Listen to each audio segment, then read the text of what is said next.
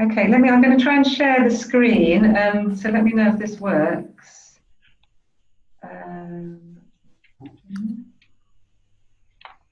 Yes, we can see it.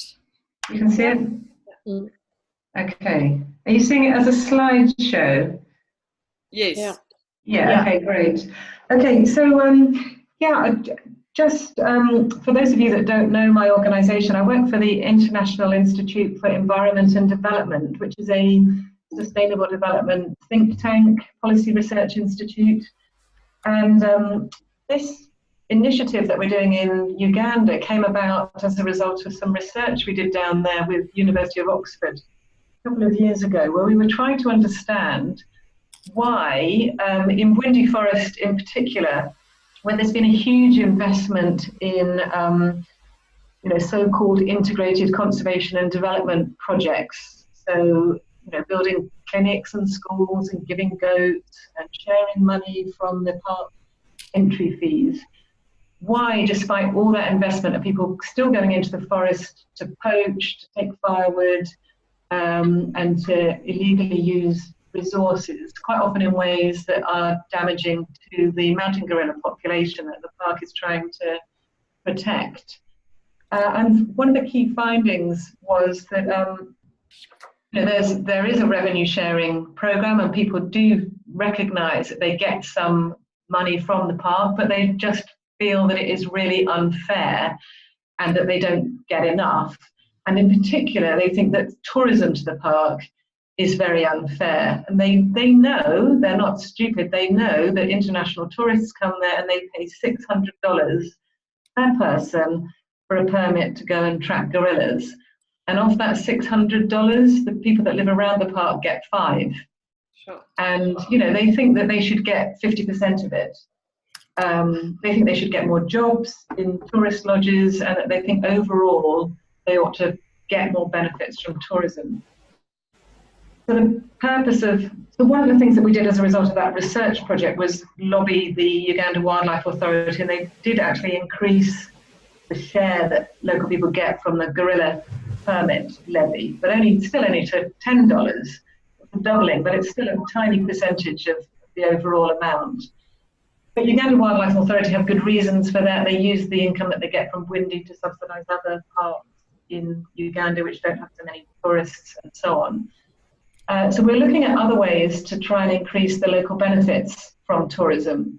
And one of the other things we recognised was that gorilla tourists, tend to go on a package where you arrive in Bwindi one night, you stay at a lodge, you get taken into the forest the next day, you track your gorillas, you go back to the lodge, and then you leave the next morning. So the opportunities for spending more in the local economy are very, very limited. So we were trying to understand, whether that could be improved. And we recognise that lots of times, NGOs start up community tourism projects, and think that they'll just develop something and automatically the tourists will come and they'll want to go on this trip and buy these products without really, thinking through, is this the right thing that we're doing?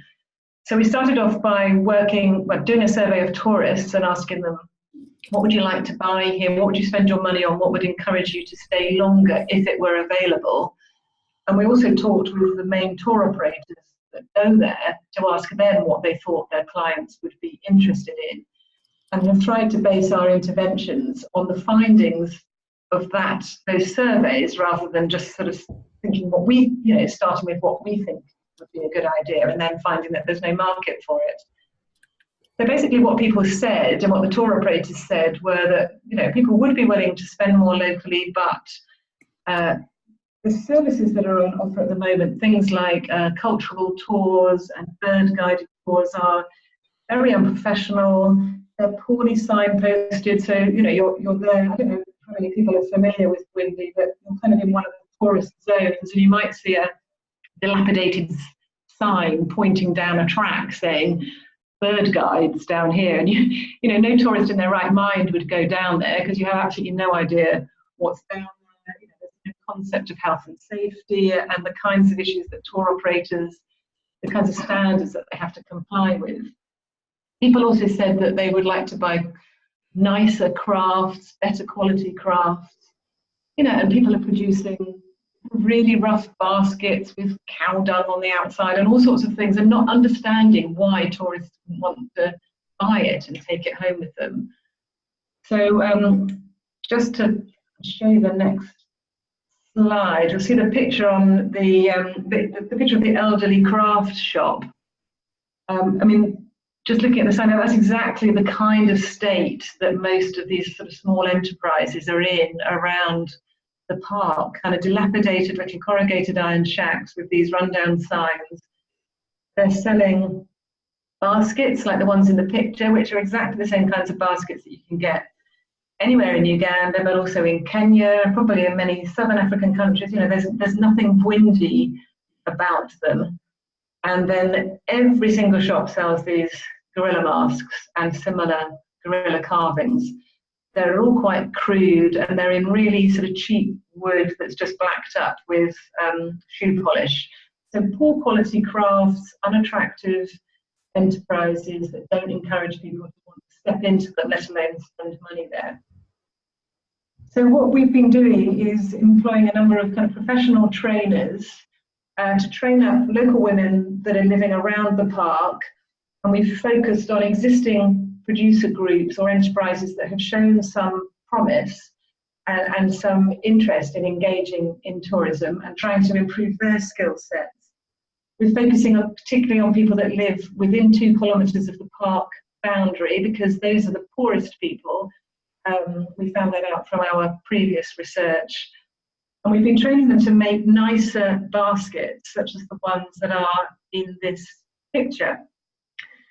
Using a professional artist, a guy who is called Sanar Gataja, who was the original inventor of those recycled paper beads, which are now in jewellery and necklaces and bracelets sold all over Africa and really, really popular. And he's a guy, a professional artist with a great eye for colour and design and quality and so on.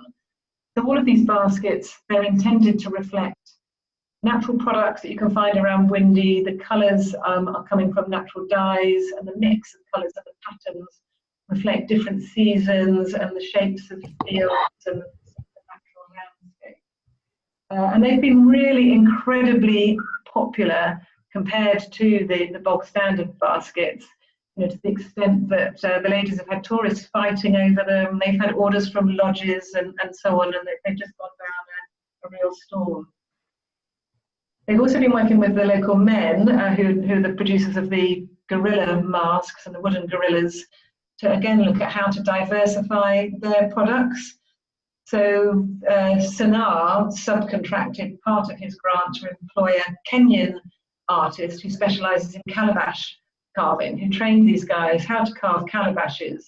And then they're producing nice things like this one in the picture here, a calabash with a basket top that again tourists actually want to buy and want to spend, are prepared to spend a reasonable amount of money on.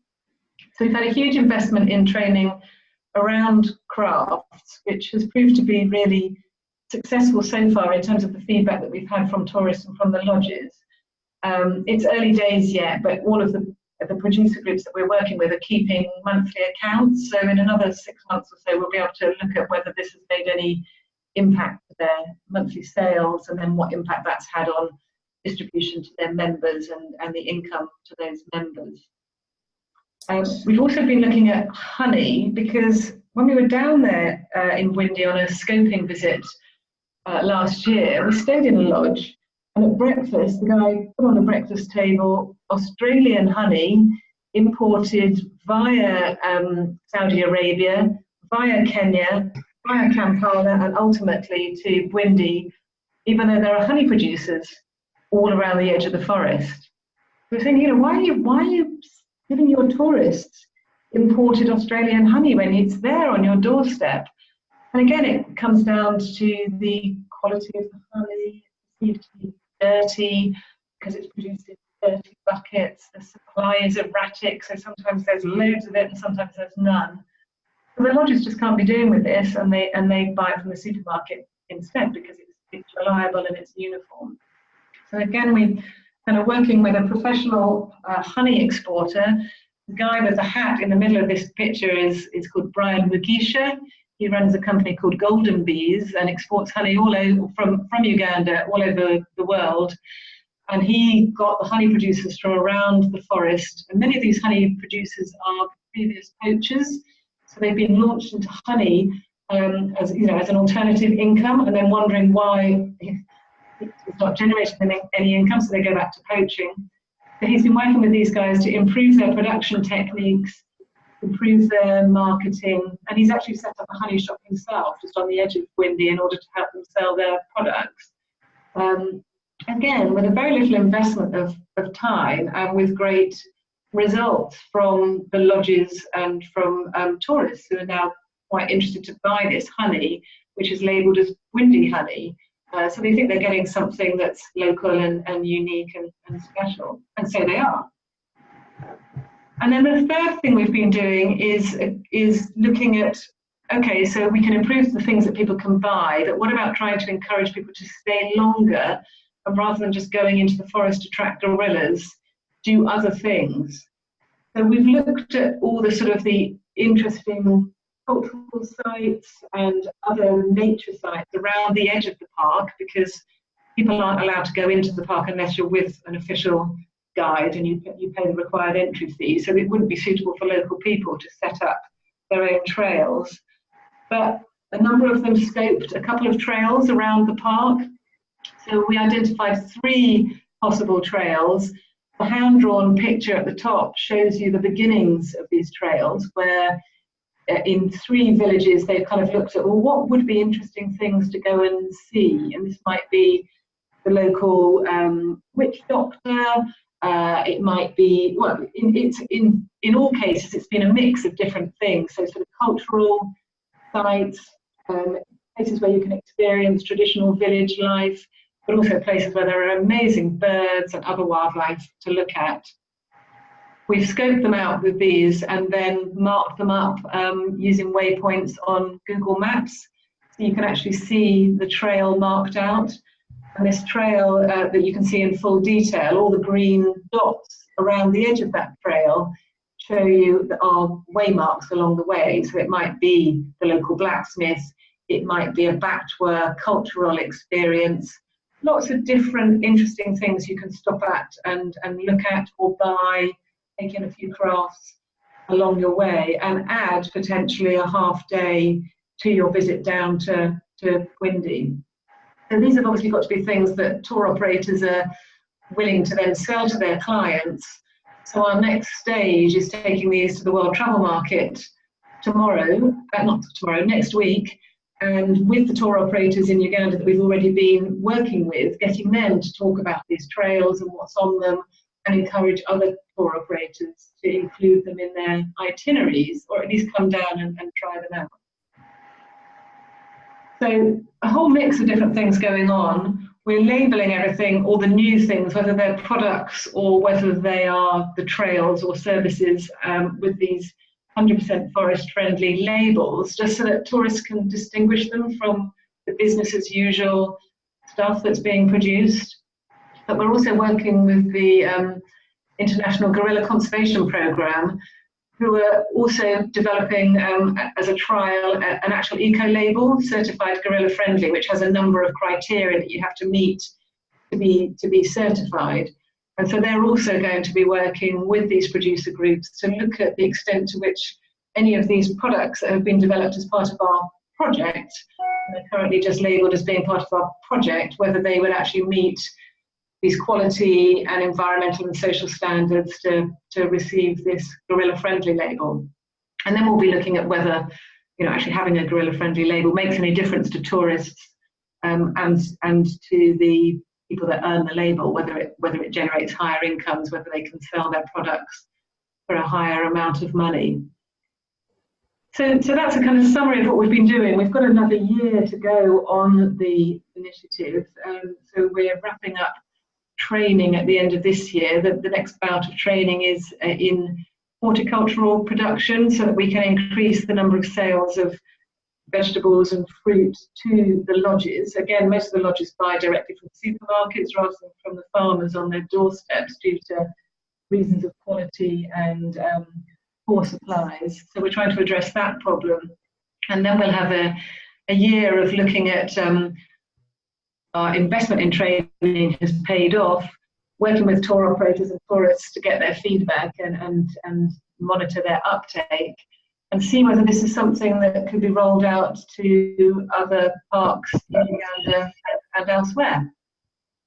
That's all I was going to say. We're reaching about 400 individuals, 400 households living around the park at the moment. So, it's not a massive impact, but compared to what was there before, it's very significant. Yeah, I'll leave it at that, and happy to take any questions. Thanks very much, Dilys. Fascinating. Excellent project, excellent way to go about really building capacity in and around the parks. Is the park interested in being any more transparent about where those fees go and how they're needed to support park management, or to give the community a better understanding of, yeah, they're pulling in a lot of money, but here's where it goes? Yeah, so they try to make that case to communities and try and talk about the fact that it needs to go to other parks and subsidise them. They're not transparent in terms of actually showing any figures. So I can kind of understand that, I guess, because UA is a parastatal, Uganda Wildlife Authority, so they don't get any direct money from the government. So their income comes from the park. So they're very protective about it. Mm-hmm. So on the one hand, they want to make the case, and they do try to make the case that the money has to go beyond Bwindi, but they're not transparent about how much goes to cover their salaries and their costs and what actually gets distributed to communities elsewhere, let alone the ones around Bwindi. And I think the Bwindi communities would be sympathetic to it going to other parks to some degree, but at the same time they kind of think, well, actually, but this is our park, they're our gorillas, we're the ones that have to put up with the crop damage, so we still want, we still think we should get a large bat. Sure. And even if the gorillas come outside of the park, for example, so sometimes they're completely out on a farmer's land, he's not allowed to sell a tracking service to tourists, even if they're outside of the park.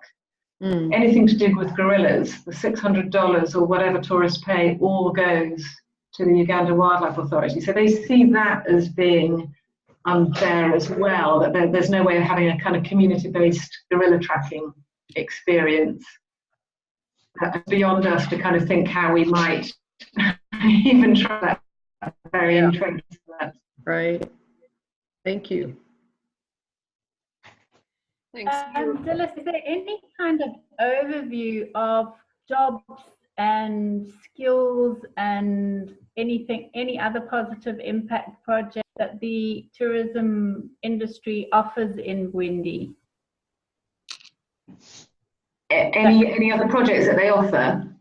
Yeah, so basically if you've got multiple tour operators operating in Bwindi, is there any overview of the number of local employees, projects that the tour operators support?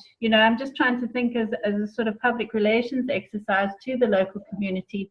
It's not only the money, there's a whole bunch of other spin-offs. Yeah, so there hasn't been much done on that so far. We did a bit of research at the end of our research part of this project, looking at local jobs to really clarify, whether that was true or not, that people didn't have jobs in lodges, and actually found that the situation was better than people thought it was. And there was this perception that all the jobs were given to outsiders. There were actually far more local jobs than people imagined. And the Wildlife Authority does have a policy of trying to recruit local people for guides where they possibly can. They're not very good at communicating it, so the PR is really bad. They need to get much better at that. There's also a problem though with education, because a lot of the lodges and UA themselves were saying they can only employ people with a certain level of education, and because it's a particularly poor area, education standards are really bad. So they kind of say to the, everybody passes the buck a little bit, and they say, well, if the government invested in education, then we'd have a more educated local population that we could employ, and things would get better. So there's a bit of a kind of, you know, whose responsibility is this and where do we actually start? In terms of things that tour operators are doing, there's no overview, but we've been trying to pull together as part of a baseline so that we can see what the uptake is, to look at you know, which tour operators include any kind of cultural tours or other cultural interactions in their itineraries, just by sort of talking to them, looking at what's on offer in the lodges and so on. And there's bits, but there's a lot more that could be done. There's not a huge amount. And the ones that do cultural tours tend to go back to a very limited base. So they might go to one particular Batwa experience. The Batwa are the indigenous people that used to live in the forest. They might go to that rather than spreading their largesse a bit further afield. So again, there's kind of lots of work to do with sort of trying to raise awareness of these other products and services that are out there that could be being used by tour operators, if only the quality could be improved. Mm-hmm. Thanks.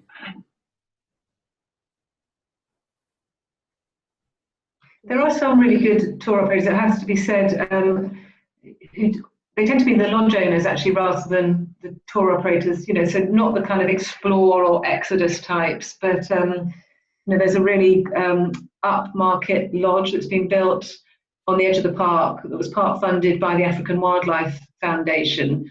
It's called Clouds Lodge, and you know, a significant amount of money from that goes back to the local community. They have shares in it, and that's kind of written about, and there's a lot more awareness of that kind of thing. But it's just one lodge amongst many that are there that don't really do anything. And there's a lot of land speculation around there, so lots of investment in lodges which are under-occupied because people are essentially building them in order to capitalise on the cheap land at the moment in the hopes of returns to come in the future as tourism picks up.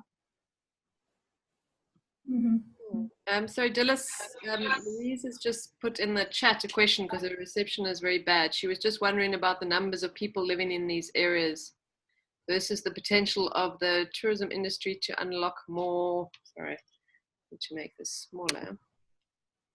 Yeah, it's a very densely populated area.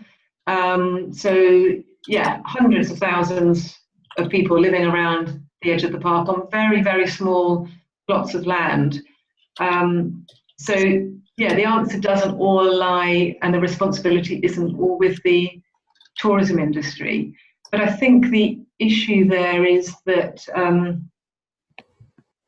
what's there isn't really properly exploited by the tourism industry to its full extent. People go to Bwindi to see gorillas and they don't stop and see anything else. And they quite often go to Bwindi as part of a circuit. So they might go there to see gorillas, and then they'll go on to Queen Elizabeth National Park to see lions, and they'll go up to Murchison Falls to see elephants, and they'll do a sort of a safari circuit. And I think, you know, part of the point is that as it could be much further developed as a standalone destination, making much more of what's there in the park. There's even elephants in the forest, but nobody goes to see elephants because you go there to see gorillas. You know, the birds are absolutely amazing. The number of endemic species is incredible. But again, people don't really go there to see birds. They go there to see gorillas. I think that's the other thing that the sort of philosophy that we're trying to push, is to look at the destination as a whole and really make the most of the destination. Even just the agriculture that goes on there is quite interesting in itself from a tourist perspective. You know, you've got tea plantations, coffee plantations. You can go and see these things being produced. You can go and look at, you know, agricultural way of life around the village. And I think there's quite a lot of tourism potential in that. And you know, it's been done elsewhere where there've been great tours of coffee farms and tea farms that have proved a real hit with tourists because they actually get to interact with local people. So yeah, I don't think tourism is the answer to everything, but I think, you know, there's huge potential there to have a much more integrated economy that's built around tourism, with farmers growing stuff for the lodges and tourists going to see people as well as as well as the gorillas, and to see this wider set of wildlife. I have a question relating to the community itself, and I'm wondering how's the relationship between and within the communities? Is there cooperation, or is it competition, or if you can say something about that, that would be interesting. Between the communities? Yes, or within. Yeah, no, generally reasonable amounts of cooperation. You don't have the sort of ethnic tensions that you might have in other places, apart from the fact that there are the Batwa people who are the indigenous pygmies that were evicted from the forest when it was established as a national park. So there is quite a lot of tension there between them and other cultural groups. They're basically sort of looked down upon as being, inferior people, and generally mistreated, by other groups that live around the park. But they have, otherwise, apart from, so you always have to have sort of special initiatives that include the Batwa and make sure that they're not further excluded by, a process that might favour other groups. But no, otherwise it's a sort of relatively harmonious environment. It's not a dangerous place. It's not a place with lots of kind of infighting. I would have said a reasonably straightforward place to work from a social perspective. But are they cooperating on the services that they deliver to the tourists, or are they operating like on a generally, well, it's a mix. So we're trying to encourage cooperation, and hence working through these producer groups. So there's lots of cooperatives and craft cooperatives and horticultural cooperatives and other producer groups. Where there's competition is where people see, new products like these new baskets that are attracting elevated prices, and then try and sell them as individuals on the side of the road and compete with each other. And then you get prices being driven down, and quality goes down, and you lose control of it, and things spiral downwards from there. But in general, I think there's more of an ethos of cooperation rather than conflict. But obviously, you can't, it's thousands of people, they're all individuals, you can't really generalise. But compared to other places where I've worked, it seems more cooperative than not. And relationships with the park authority are generally cooperative, where people are going into the park and poaching. It's not a kind of an armed conflict situation that you might have in, if you were thinking about elephant poaching or that kind of thing. It's kind of minor incursions into the park for subsistence resources more than anything, that gorillas get caught as a byproduct of, snaring for duikers and other kinds of small wildlife. So it's not that kind of parks and people conflict situation that, that's an extreme that you get in some other places. So I think Uganda Wildlife Authority itself is actually keen to do more and build better relationships with local people, but are feeling kind of constrained in terms of what they can do, given that they can't offer to let them to come into the park because that's against the rules. They can't have their own kind of tours going into the park, and their remit of the Wildlife Authority ends at the park, so they don't feel that they've got any remit to help run trails and things on the outside. So I think that's where a lot of the issue is, sort of trying to work out where are these avenues of cooperation that could be really exploited and further developed. And then, Dilys, I'm not sure if you mentioned in the beginning the selection of like women for the baskets and men for the calabash. Was that already with those groups existing, or how were they selected to participate?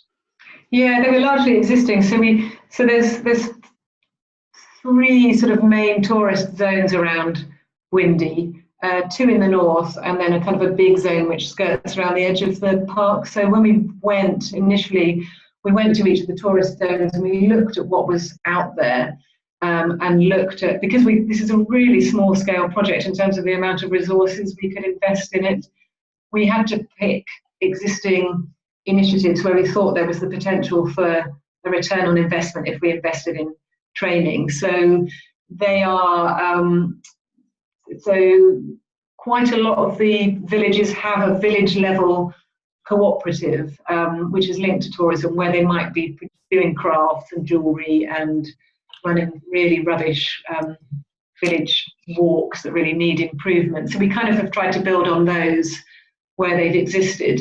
So it tends to be women weavers, male carvers. They're not exclusive, but that's just the way they tend to work. The women do crafts and jewellery, fabrics, and the men do stuff, the wooden carvings. And mostly men do the guiding, although we have got quite a few women now more interested in doing the guiding, with the training that we've been delivering.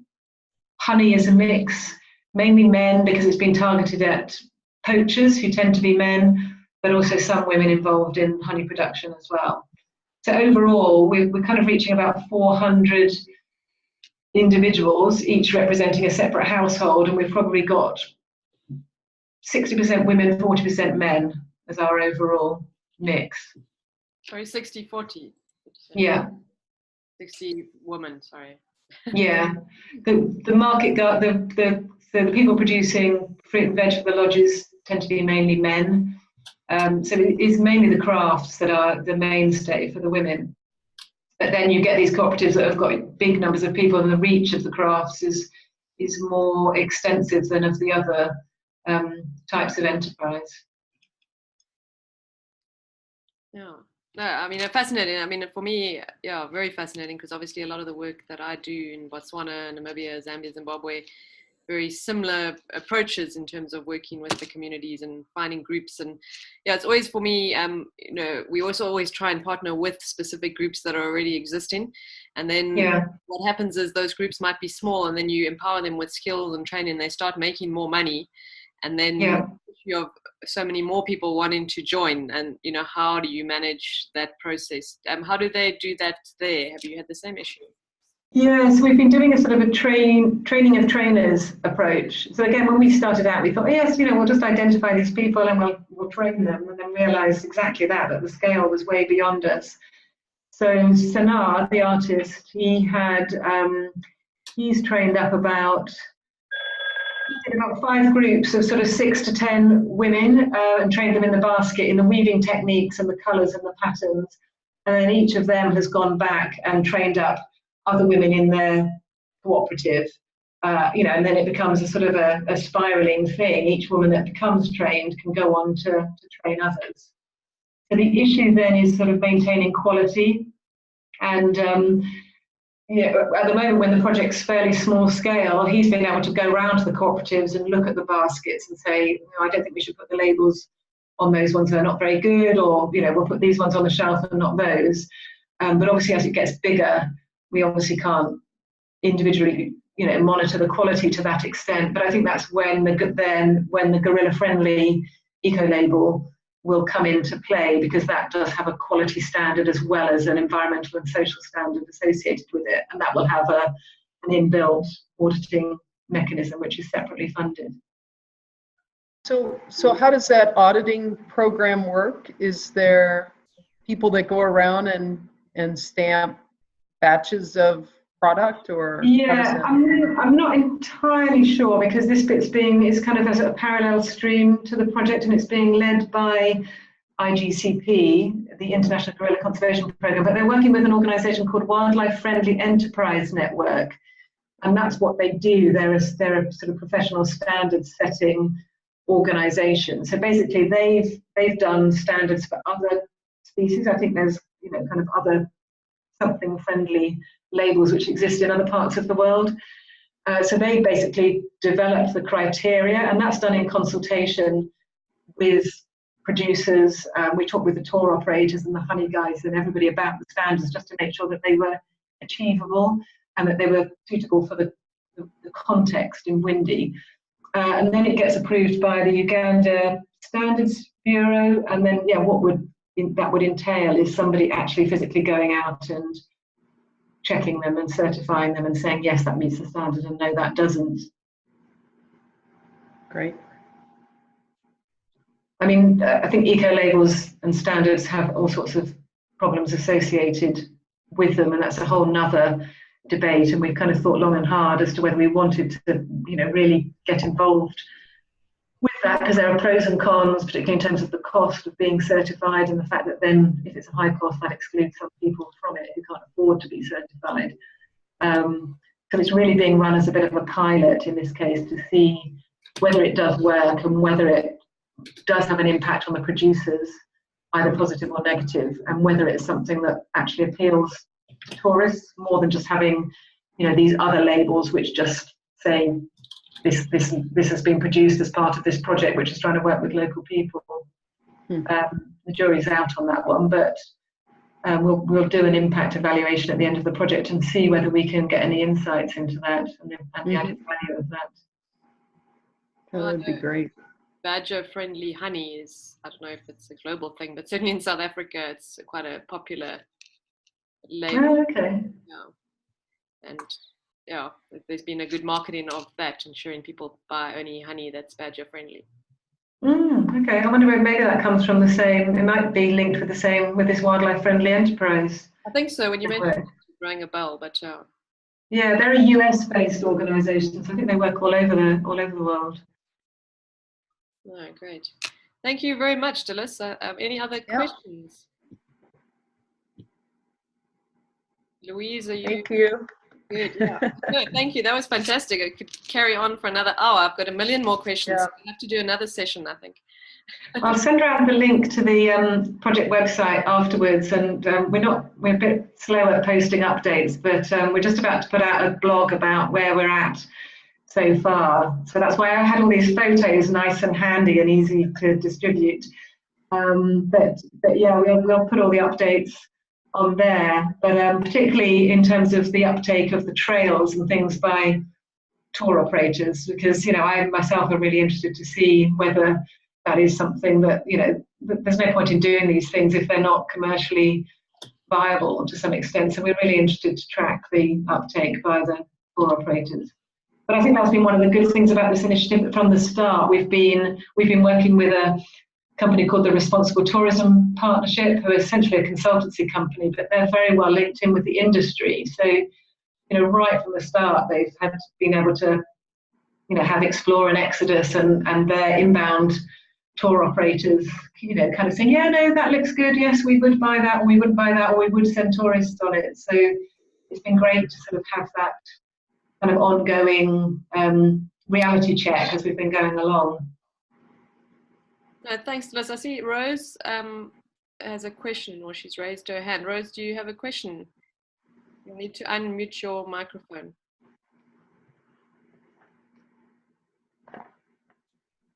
Rose. And then Louise also asked a question. Louise, I am recording it. I'll have to check how it's all worked. But I've also written quite extensive notes in the Google Doc as well. Rose, do you want to unmute? Okay, let me just check. Okay, I've unmuted you. I didn't realize I could do that. My connection is very poor. Sorry, my connection is very poor. We can hear you. Well, I just wanted to find out composition of the communities between women and men. Is it like half-half? Is it more women? Is it more men? How is the composition?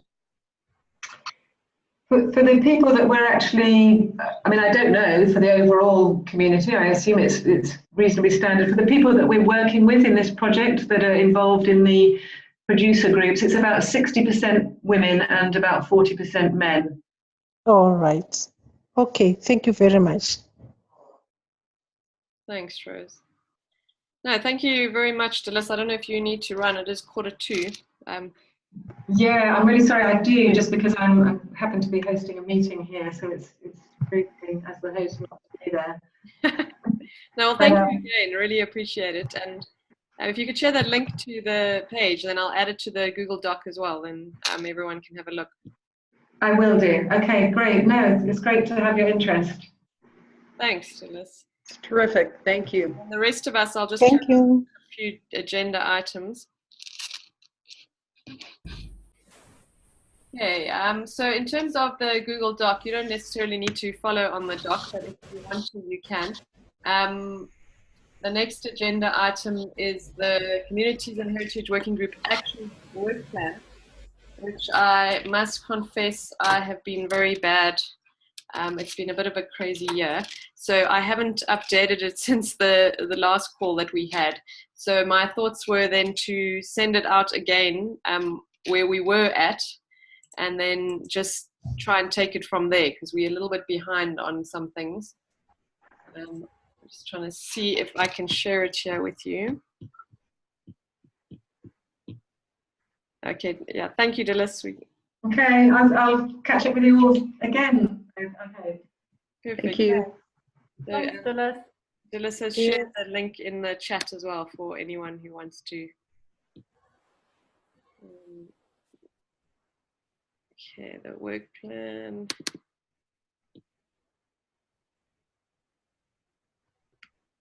Sorry, just loading this. Okay.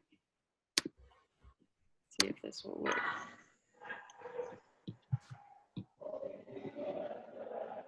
Okay.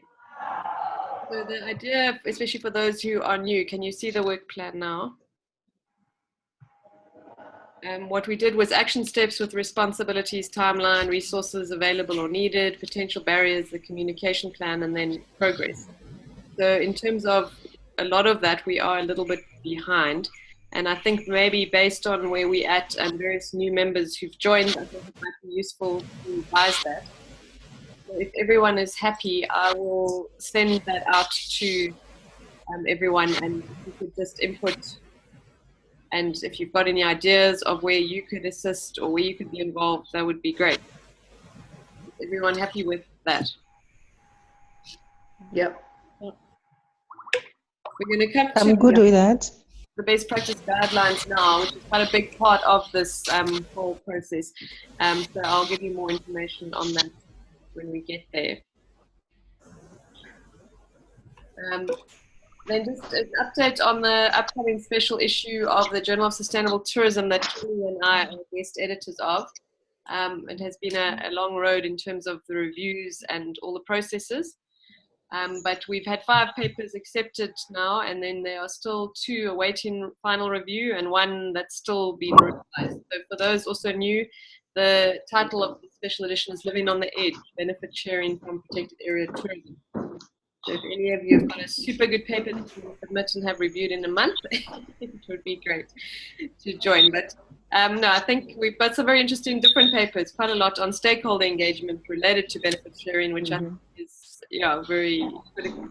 So we're hoping that that will come out in early 2018.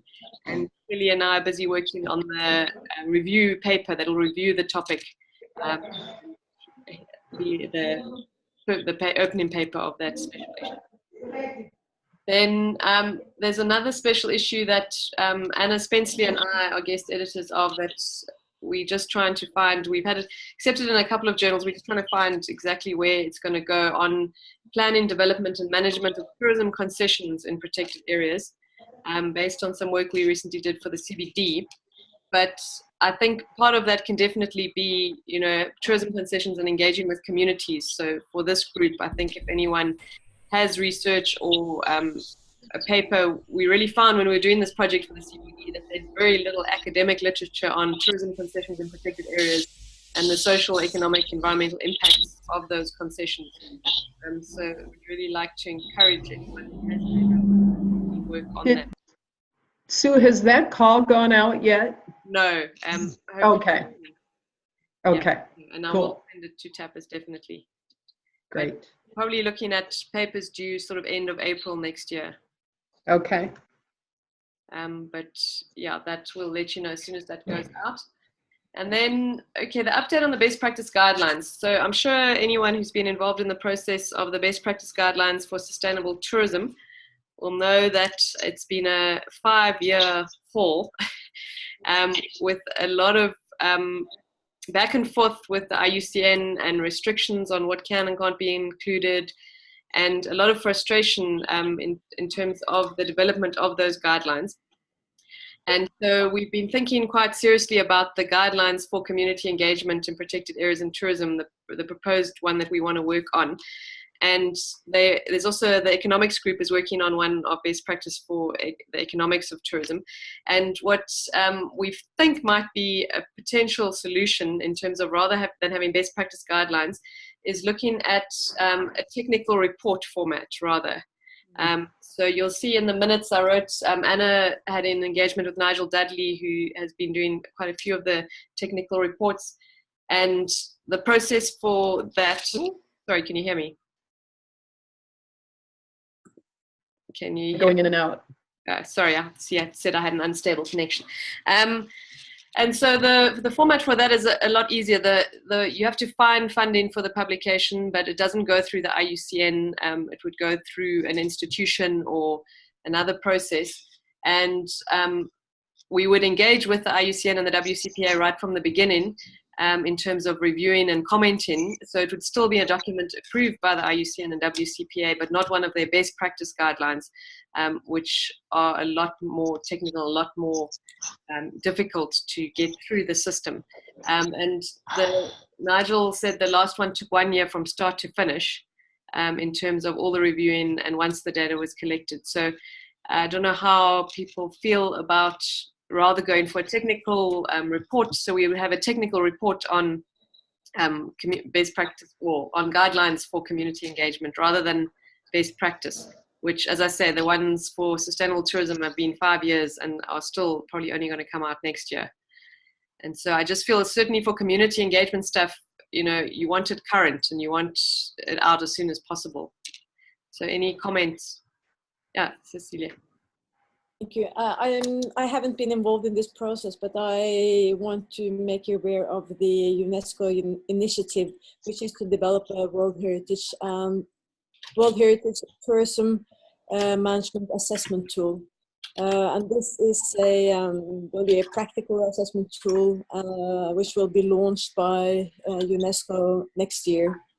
And I've been working with UNESCO to develop this, and Anna Spensley is involved. So I know that this IUCN initiative goes beyond World Heritage, but I think it would be relevant to look at how these initiatives link and could potential synergies. Thank you. No, I think that is Anna. I'm aware that Anna is working on that, and I do think there are definitely synergies there. And yeah, we don't want to reinvent the wheel, and we don't want to do something that's already been done. So yeah, maybe you and I can chat separately in terms of the overlap between that. And then I actually did draft a while ago a draft table of contents, proposed table of contents for these guidelines. So I will share that with you as well, and then maybe you can then see. I'll share it with everyone in the group. See where the overlap is and whether this would be something that is needed as an additional. So do you know where we could distribute that? Would that be something that could be on the IUCN site or, okay. Yeah, so they so have we would lose that. Technical reports. Okay. And it would have the same format cover. So it looks like the guidelines, but it just says technical report on. Great. Rather than, best practice. Yeah.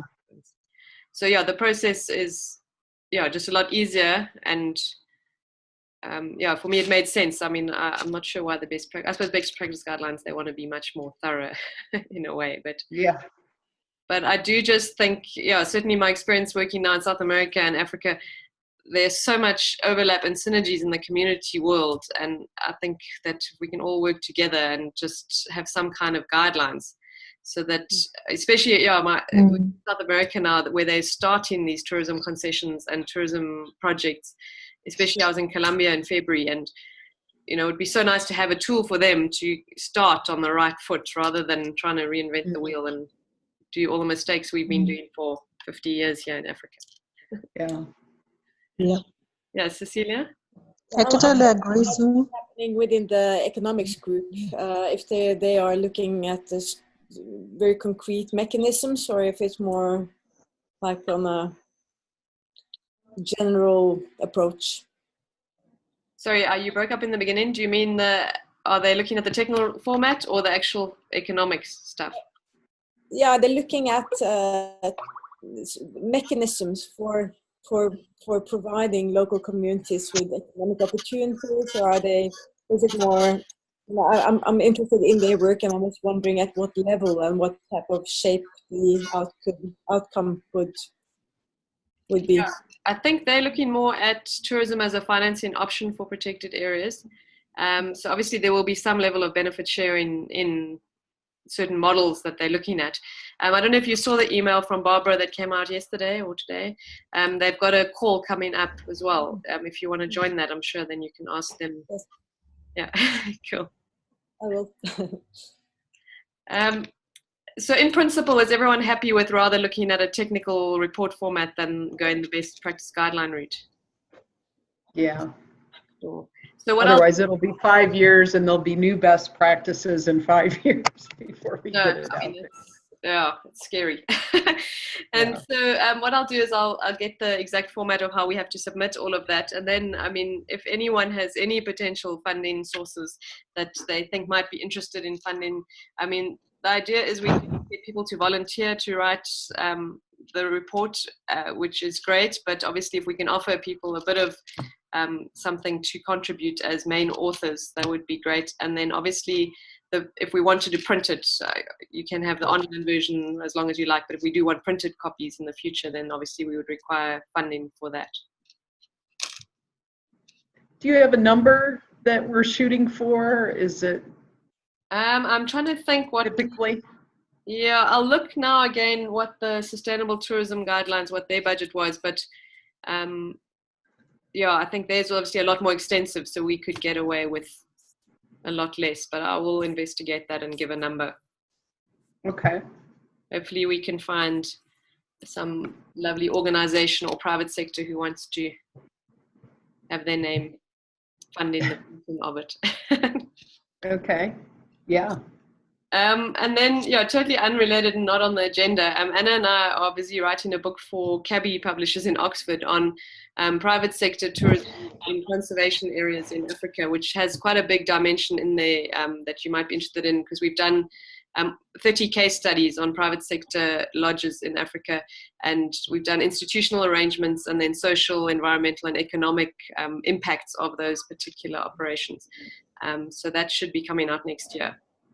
But the idea was mostly to look at partnerships. So how does the private sector form different partnerships with different stakeholders? So with government, NGOs, communities, and all the different mixes you can have, which is, yeah, it's quite a complex situation. I mean, certainly in Africa, some partnerships the government owns the land, the community are shareholders, an NGO funded the building of the lodge, the private sector runs it. Yeah, so the idea is to try and break all those down for anyone wanting to get involved. And I do think it's applicable globally, not just for Africa. Cool. Let me just see. Great stuff. Sorry? I'm just saying, well done, great stuff. Thanks, Rose. Give me grey hairs, but yeah, it'll be waiting. No, every cloud is a silver lining. Thank you. Okay, I think that was all from my side in terms of just this little catch up. I don't want to keep you all too long, and everyone's got days and evenings ahead of them. Is there any other business that anyone else would like to bring up? I was thinking the next call possibly sort of mid-Jan, and to try and, I don't know if anyone here would like to do something like Dilys did. Otherwise, I know Mohammed, he was meant to join us. I'm not sure where he is, but he did offer as well to present some of the work he's doing. But I'll send out a doodle poll, obviously, again, like last time, and then we can see when we can work it. But thank you all very much for your time and for joining. And I think, yeah, thanks again to Dilys. I think that was very valuable. It's my first time to join. I really enjoyed this, and I'm sure I'll be part of this group for a long time to come. Thank you so much, Sue. Thanks, Rose. We look forward to having you. Thank you. And likewise, my first time, and thank you. Very interesting, and I look forward to the next one. All right. Thanks, everyone. Thank you, everyone. Take care. Thank you. Bye.